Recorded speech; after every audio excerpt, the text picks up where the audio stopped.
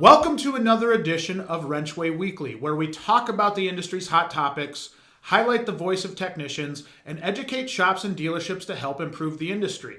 If you haven't already, please subscribe to our YouTube channel and comment on the videos to let us know what you think of WrenchWay Weekly or if there's a specific topic that you'd like us to cover. This week's topic was an interesting one in that it talks about technician pay and how readily available information is to technicians on what other shops are paying. The question for this week was, in your area, is it common knowledge how much other shops pay technicians? We had a simple yes or no answer or option, and the feedback was no answering 55%, so really 55% saying that they didn't know how much other shops in their area paid, while 45% said yes. And we had a couple comments that really kind of alluded to what the feeling was on both sides. So first comment that we had was, currently we don't have a clear idea of what techs in our own shop get paid. There's no clear career outline for compensation. I think that's an interesting comment, and that it really goes back to some of the other content that we've done where technicians crave that knowledge and that knowing of what that path is for them and what they can do. Super important for a manager of a shop to really paint that picture. Second comment was, if you're friends, maybe, but it's like pulling teeth even in a job interview or job advertisement. And so again, a person that's clamoring for more information but really doesn't get that, whether it's in a job interview or some type of ad.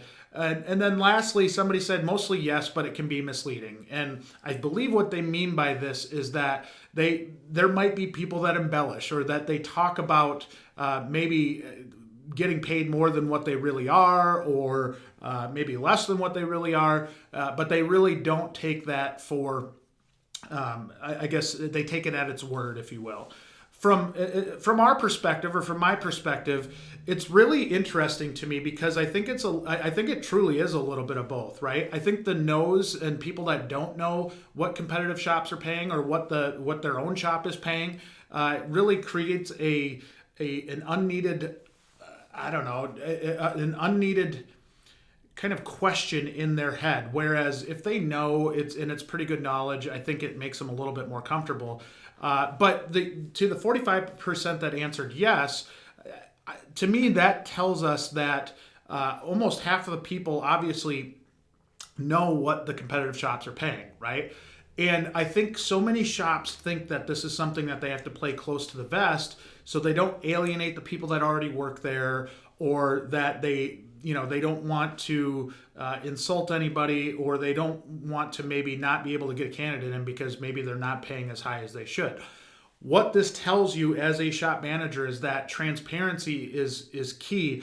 And I think that yes percentage is going to go up, right? Obviously, with what we do on WrenchWay, we really promote transparency. I think it's a good idea. I think you need to get out in front of this because it's only going to get more known, right? That the pay scales of shops is only going to get more known. So to me, transparency not only in pay, but in benefits, in all of those other categories, is hugely important when trying to draw in new talent.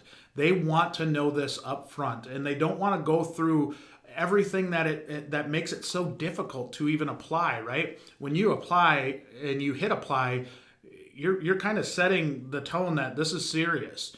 And they're not going to do that unless they have a pretty clear idea of what they're in for, and especially if they're a good technician. Like that could be something that is really, really important. So look for opportunities for transparency for not only technicians outside of your shop, but for the technicians inside your shop. Have good, candid conversations with them so they know what is going on, and I think you'll be pleasantly surprised as to why that's important once you get into it. I want to take a second to thank everybody who provided feedback for this week's topic via LinkedIn, via WrenchWay Insiders. Of course, if you answered through WrenchWay Insiders, you earned some points to be able to play our higher or lower game and really be able to compete against others to win some prizes. The funny part is I've gotten some feedback from the higher lower game, and it's funny because there's some people that are super competitive that are struggling with it. So it is a fun game. It's meant to be fun. It's meant to reward you for giving us really, really good feedback, and we've gotten that in spades. You guys have been wonderful. Last week's winner of our $100 Amazon gift card was Jeff Barnes, with a high score of 37. Pretty respectable score, Jeff. Great job. Along with the gift card, he got his shot at winning the $1,300 pot from the Queen of Hearts game. Unfortunately, Jeff didn't turn over the Queen of Hearts, and the pot lives on. It's up to $1,400 for next week. So we're starting to really see a significant amount of money being put out there. And like I said, if you happen to flip that Queen of Hearts, you win that $1,400. Pretty cool stuff. So we post challenges, new challenges every week. So make sure you go out, complete those challenges to earn more points, play that higher lower game, get a chance to win that $100 Amazon gift card and that big pot that just keeps increasing by the week for our Queen of Hearts game. As a reminder, the WrenchWay Insider app is invite only. So if you'd like to receive an invite, fill out the form on WrenchWay.com. We'll put a link to the video in the description below, or you can email us at info@WrenchWay.com. The topic for next week is, do you have an established step-by-step diagnostic process that you use? And again, a really simple yes or no answer, but really trying to dive into the minds of really good technicians and seeing, is there something or steps or a process or whatever it is that you go through in your head to come up with a conclusion as to how you're going to attack a problem, whether it's a car, a truck, piece of equipment, whatever it is. Do you have a process in your head that you go through, or do you have a really maybe more formal process? I know there was an article in Motor Age a couple weeks ago talking about how they had a process that I thought was just really, really cool. So interested to hear what the rest of you have to say on that. Would love to hear your feedback, as always, on this topic.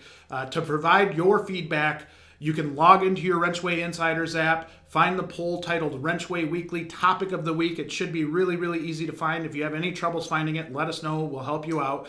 And once again, if you like what we're doing here on WrenchWay Weekly, be sure to subscribe to WrenchWay on YouTube. Get the latest and greatest from WrenchWay and everything that we're putting out there.